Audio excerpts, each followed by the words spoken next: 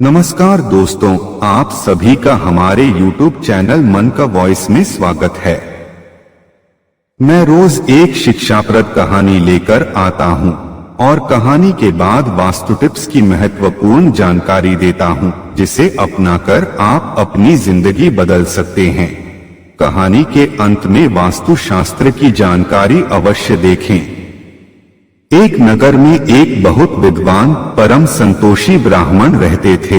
वह भगवान कृष्ण के परम भक्त थे, दिन रात भजन किया करते थे।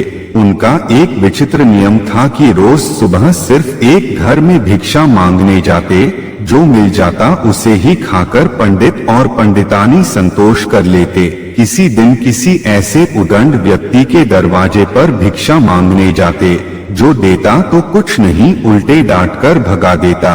उस दिन अपने नियम के अनुसार किसी अन्य के दरवाजे नहीं जाते। उस दिन दोनों प्राणी का उपवास रह जाता। इसी तरह दिन गुजर रहे थे। कुछ दिनों बाद उस राज्य में वर्षा नहीं हुई, जिसके कारण भयंकर अकाल पड़ गया। लोगों के अपने स्वयं के घरों में भूखे रहने की नौबत आ गई तो भला पंडित जी को कहाँ भिक्षा देते। जब कई दिनों तक किसी घर से कुछ नहीं मिला तो पंडितानी बोली, अगर यही हाल रहा तो हम भूखे मर जाएंगे। आप किसी अन्य राज्य में जाकर कथाव्रता कहें। किसी विद्वान के लिए कोई देश पराया नहीं होता। आप एक अच्छा प्रवचन करता हो, अच्छा कथा कहते हो। कहते हैं जब अपनी जन्मभूमि पर भोजन के लाले पड़ने लगे तो विद्वान बिना मोह किए उस स्थान का त्याग कर देते हैं। अपनी जन्मभूमि का त्याग तो स्वयं भगवान कृष्ण ने भी किया था। जहां विपत्ति हमेशा घेरे रहे, उस स्थान को त्यागना ही उचित है। पंडित जी को पंडितानी की बात अच्छी लगी। बोले, कह तो तुम ठीक रही हो, लेकिन कहीं जाने के लिए कुछ भोजन पानी की जरूरत पड़ती है, जो हमारे पास नहीं है। पंडितानी बोली, इसकी चिंता मत करो। मेरे पास एक सोने का कंगन है, जिसे बेच देने पर पूरे 6 महीने का भोजन का खर्च निकल आएगा। मैं उसे बेच देती हूँ। आखिर बुरे वक्त के लिए ही ये गहने होते हैं। और आप जब किसी दूसरे राज्य जाएंगे तो लौटने में 2-4 महीने भी लग जाएंगे, तो उतने दिन मैं भोजन किससे मांगने जाऊंगी। पंडित जी बोले, अच्छी बात है, तुम उसे बेचकर अपने लिए भोजन, कपड़ा और कुछ पैसे अपने पास रख लेना। मेरे लिए कुछ आटे का प्रबंध कर देना, जिससे रास्ते में 2-4 दिन का खर्च चल सके। कल सुबह ही मैं दूसरे राज्य के लिए निकलूंगा। पंडितानी ने उनके लिए झोले में कुछ आटा बांध कर दे दिया। सुबह होते ही पंडित जी घर से निकल पड़े। वह लगातार दोपहर तक चलते रहे। रास्ते में जंगल पड़ा। उन्होंने एक कुंबा देखा तो सोचे, क्यों ना इसी कुंबे से पानी निकाल भोजन बना लूं, फिर आगे बढ़ूं। यह सोचकर वहीं स्नान किए। उसके बाद कुछ लकड़ी इकट्ठा किए और 3 लिट्टी बनाए। फिर ठाकुर जी को भोग लगाए और उसके बाद खाने बैठ गए। मगर यह निर्णय नहीं कर पा रहे थे कि किस लिट्टी को पहले खाऊं, इसलिए बोले, पहले इसको खाऊं या बीच वाले को खाऊं या फिर आखिरी वाले को खाऊं। वैसे खाना तो तीनों को है, छोड़ूंगा तो किसी को भी नहीं, मगर शुरुआत किससे करूं। उस कुंभे में ब्रह्मा, विष्णु और शिव अंश रूप में निवास करते थे। जब ये बात सुने तो सोचे, ये ब्राह्मण भूखा है और लगता है हम तीनों को आज खा जाएगा। विष्णु जी बोले, ब्रह्मा जी, उसके लिए कोई अक्षय पात्र दीजिए, जिससे उसे भोजन की कभी कमी ना हो। वो अक्षय पात्र से जो मांगे उसे मिल जाए। ब्रह्मा जी कुंभे से बाहर निकले और बोले, कहो ब्राह्मण देवता, लगता है बहुत भूखे हो, तो मैं आपके लिए एक झोला लाया हूँ। इस झोला से तुम जो इच्छा करोगे वह वही भोजन दे देगा। आपको कुछ करना नहीं है, सिर्फ इच्छा करना है और झोले में हाथ डालकर निकालते जाना है। यह 1-2 ही नहीं, रोज हजारों आदमी को इच्छित भोजन दे सकता है। और यह 1-2 दिन नहीं, बल्कि आपके जीवन भर भोजन देता रहेगा। इससे पुआ पकवान, हर किस्म की मिठाई भी मांग कर खा सकते हैं। अब देर किस बात की, अभी मांगकर जो इच्छा हो खाइए और अपने घर लौट जाइए, यह कह ब्रह्मा जी कुंबे में चले गए। पंडित जी झोला के परीक्षा के लिए तरह तरह के व्यंजन मन में सोचते गए और निकालकर खाते गए। जब पेट भर गया तो सोचे अब दूसरे देश जाकर क्या भटकना, अब तो जिस कार्य के लिए चले थे जिंदगी भर की समस्या इस देवता ने हल कर दिया। जय हो कुंबे वाले देवता की जयकारा लगाते हुए घर के लिए चल दिए। मगर वह काफी थक गए थे, बहुत धीरे धीरे चल रहे थे, इसलिए रास्ते में रात हो गई। चलते एक गांव मिला, उसमें बहुत से लोग मिले मगर किसी ने नहीं कहा कि हे पंडित जी रात हो गई है, आप हमारे यहाँ ठहर जाइए। जब वे गांव से बाहर निकले तो एक भांड झोंकने वाली भीलनी का घर था।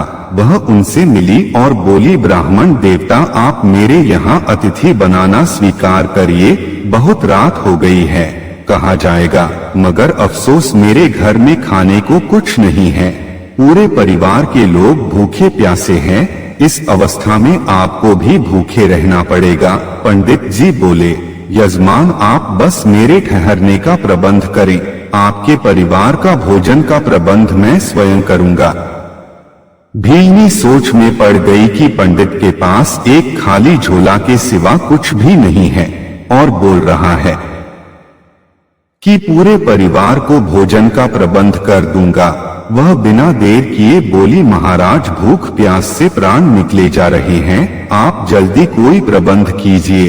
पंडित जी बोले यजमान घर के सारे बर्तन मेरे पास लाओ, मैं खाना देता हूँ। वह घर के बहुत सारे बर्तन लाकर सामने रख दी। पंडित जी झोला में हाथ डाले और अपना मनपसंद भोजन निकाल कर बर्तनों में रखते गए। थोड़ी देर में इतना भोजन निकाल दिए कि सभी बर्तन भर गए, सबने खूब छक कर खाया। पंडित जी बोले तुम 2-4 दिन के लिए और खाना रख लो, क्योंकि मैं सुबह में ही अपने घर के लिए निकल जाऊंगा। जब पंडित जी सो गए तो भीलनी सोचने लगी अगर इस पंडित का झोला किसी तरह हासिल कर लेती तो मेरी तो भोजन की समस्या ही हल हो जाता।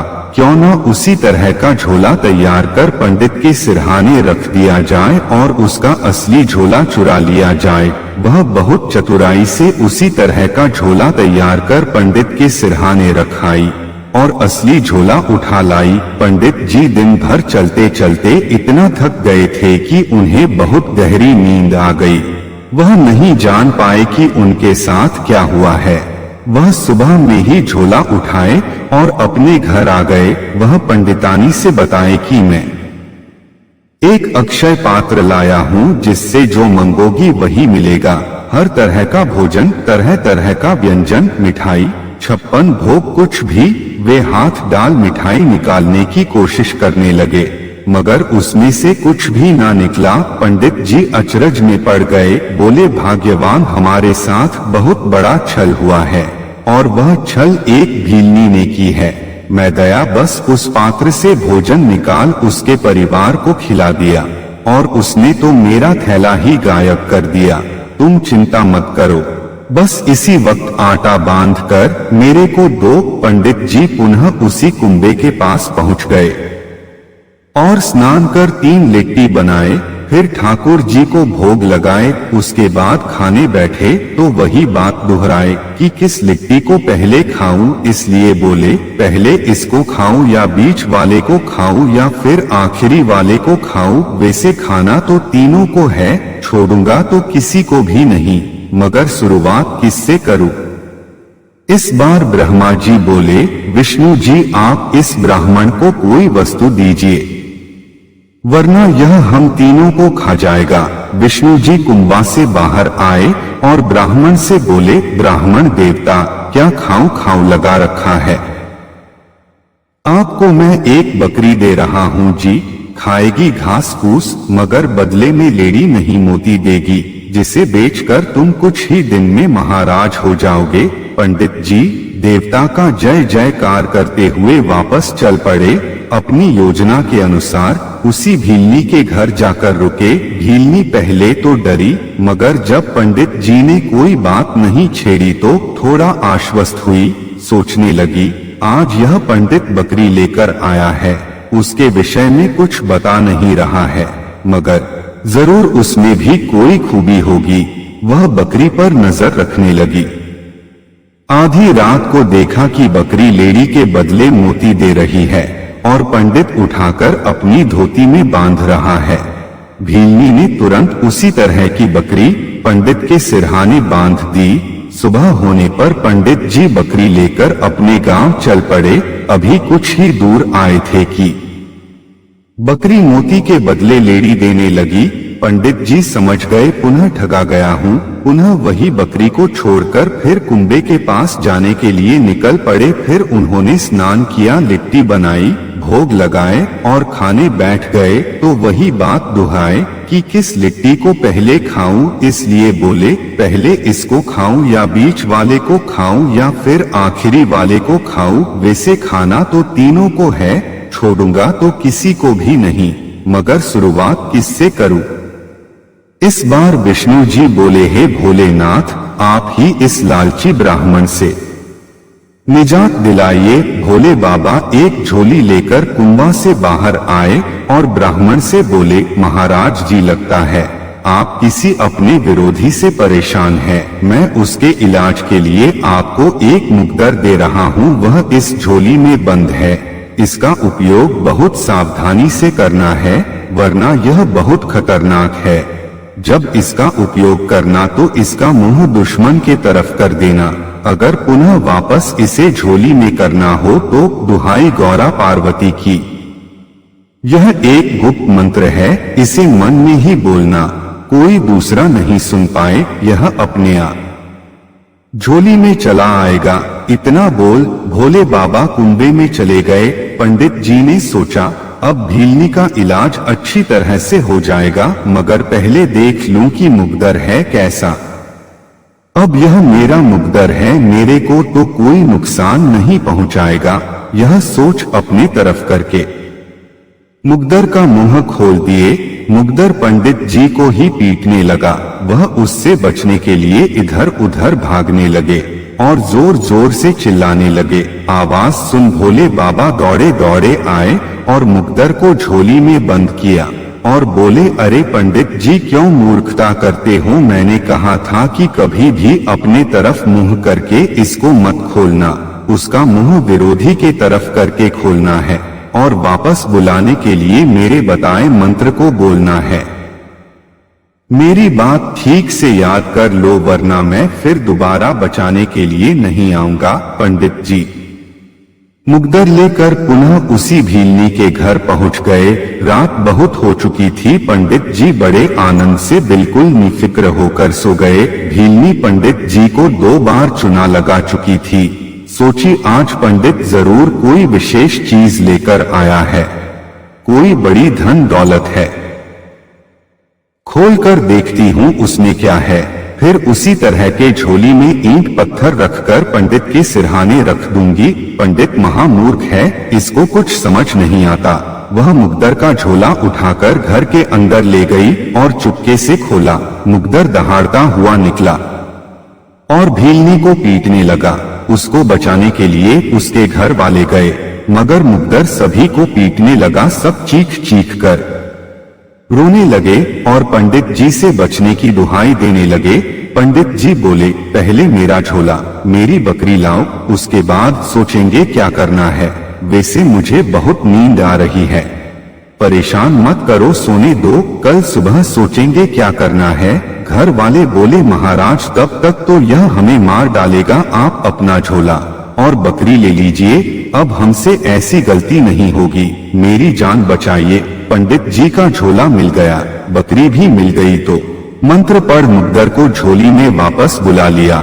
सुबह होने पर सभी सामान लेकर घर वापस आ गए। पंडित और पंडितानी खूब पूजा करते और रोज हजारों गरीब आदमियों को भोजन कराते। कुछ ही दिनों में पंडित जी की जय जयकार होने लगी। लोग राज दरबार न जाकर पंडित जी के यहाँ आने लगे। यह खबर राजा को चली कि एक पंडित के पास अक्षय पात्र है और मोती देने वाली बकरी है तो आग बबूला हो गया। बोला ये चीजें राजा के पास होनी चाहिए। वह पंडित को राज दरबार बुलवाया और बोला उसके पास जो भी दिव्य सामान है तुरंत राज दरबार में जमा कर दे। पंडित जी सभी सामान जमा कर वापस घर आ गए। राजा सब सामान पाकर बहुत खुश हुआ। वह थैला का कमाल देख चुका था, दिव्य बकरी भी देख चुका था, मगर झोली में क्या है उसे देखना चाहता था। वह मंत्री को आदेश दिया दरबार में लाकर उस झोली को खोला जाए कि उसमें क्या है। मंत्री जो ही झोली खोला, मुकद्दर हमला कर दिया। वह राजा, मंत्री, संतरी, रानी, महारानी जो भी सामने आया मुकद्दर पीटने लगा। राज दरबार में भागदौड़ मच गई। एक सैनिक भागा भागा पंडित जी के पास गया और बोला चलिए महाराज राजा को बचाइए वरना आपका मुकद्दर उसे मार डालेगा। पंडित जी जल्दी से दरबार गए और मुकद्दर को झोली में मंत्र पढ़कर वापस किए और बोले राजा तू मेरा सामान वापस कर दे।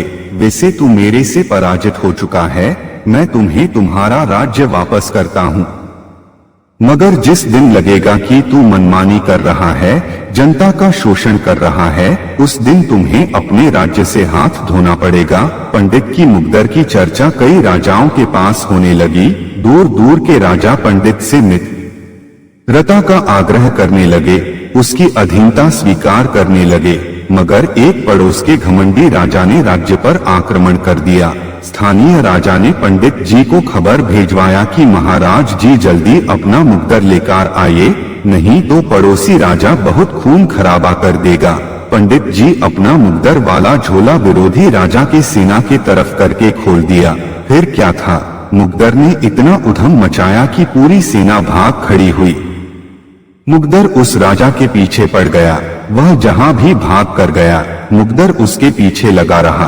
वह कई अपने मित्र राजाओं के पास गया, मगर सबने दूर से ही हाथ जोड़ लिए। अंत में उसे भी पंडित जी की शरण में आना पड़ा। तब पंडित जी ने अपना मुकद्दर झोली में वापस किया। जैसा कि हम कहानी के अंत में वास्तु टिप्स की जानकारी देता हूं, तो चलिए शुरू करते हैं। औरतों की ये 5 गलतियों से राजा भी भिखारी बन जाता है। यूं तो औरतें घर की लक्ष्मी मानी जाती है।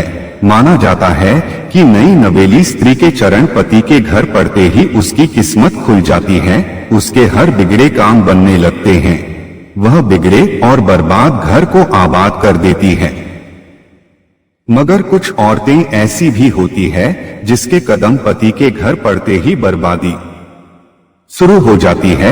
बसा बसाया सोने सा चमकता घर परिवार दिन प्रतिदिन बर्बादी के तरफ चला जाता है। उसके पति की हालत तो और भी पतली हो जाती है। कल तक जो राजकुमार बनकर घुमा करता था, शेर की तरह रोब बखारता था, आज भीगी बिल्ली बनकर मजदूरी करने लग गया है। आखिर इसका कारण क्या है? चलिए जानते हैं कि स्त्री के किन दुर्गुणों के कारण पति की एवं उसके परिवार की किस्मत खराब हो जाती है। लेकिन आगे बढ़ने से पहले यदि आपने हमारे चैनल को सब्सक्राइब नहीं किया है तो सब्सक्राइब कर लें, लाइक कर लें और कमेंट में जरूर लिखें राधे राधे। सिर्फ राधे राधे बोल देने से राधा रानी अपने भक्तों की हर मनोरथ पूरा कर देती हैं। राधे राधे बोलने का कोई पैसा नहीं लगता। चलिए वीडियो में आगे बढ़ते हैं। नंबर 1, एक नव विवाहिता स्त्री ब्याह कर आती है और सूर्योदय के बहुत बाद तक सोती रहती है तो माना जाता है कि उस घर से माता लक्ष्मी चली जाती हैं, जिसके कारण घर में धन आने का मार्ग अवरुद्ध होने लगता है, बिजनेस में घाटा होने लगता है, किसी को दी गई उधारी डूब जाती है। नंबर 2, आजकल ज्यादातर लड़कियां कॉलेजों में पढ़ती है, हॉस्टल में रहती है। पढ़ाई के बाद जब कोई जॉब नहीं मिल पाता, माता पिता मजबूरी बस किसी साधारण परिवार में लड़की की शादी कर देते हैं, जहां नौकर चाकर नहीं होते, हर काम स्वयं करने पड़ते हैं, उन्हें घर में झाड़ू भी लगाने पड़ते हैं। मजबूरी और संकोच बस झाड़ू तो लगाती है मगर पटक पटक कर फिर झाड़ू सामने ही रख देती है। झाड़ू को हटाना हुआ तो पैरों से हटाती है, उन्हें वास्तुशास्त्र का ज्ञान नहीं होता। उन्हें नहीं पता कि झाड़ू में माता लक्ष्मी का वास माना जाता है। उसके इस अनजाने गलती से माता लक्ष्मी नाराज हो जाती हैं और घर से चली जाती हैं। नंबर 3, कुछ लड़कियां कॉलेज में पढ़ते समय एक बॉयफ्रेंड बना लेती है। मजबूरी बस या सामाजिक बंधन के चलते उससे शादी नहीं कर पाती और इसकी शादी हो जाती है, मगर शादी के बाद भी अपने प्रेमी को नहीं भूल पाती। वह पति के अनुपस्थिति में चोरी छिपे मोबाइल से उससे बातें करती रहती है।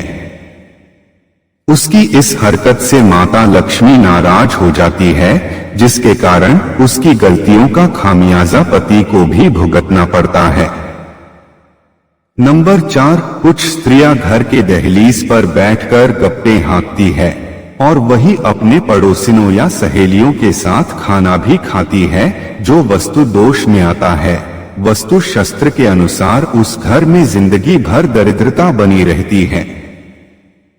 नंबर 5, कुछ स्त्रियां बिना स्नान किए भोजन बनाती हैं, घर के बर्तनों को अस्त व्यस्त रखती हैं, जूठा रखती है, रसोई घर में शीशा लगाकर रखती है, पूजा पाठ को पाखंड मानती है। उस घर को माता लक्ष्मी उसी तरह त्याग देती है जैसे बसंत ऋतु में पेड़ पत्ते को त्याग देते हैं, जिसके कारण राजा भी भिखारी हो जाता है। यदि आपने हमारे चैनल को सब्सक्राइब नहीं किया है तो सब्सक्राइब कर लें, लाइक कर लें और कमेंट में जरूर लिखें राधे राधे। सिर्फ राधे राधे बोल देने से राधा रानी अपने भक्तों की हर मनोरथ पूरा कर देती हैं।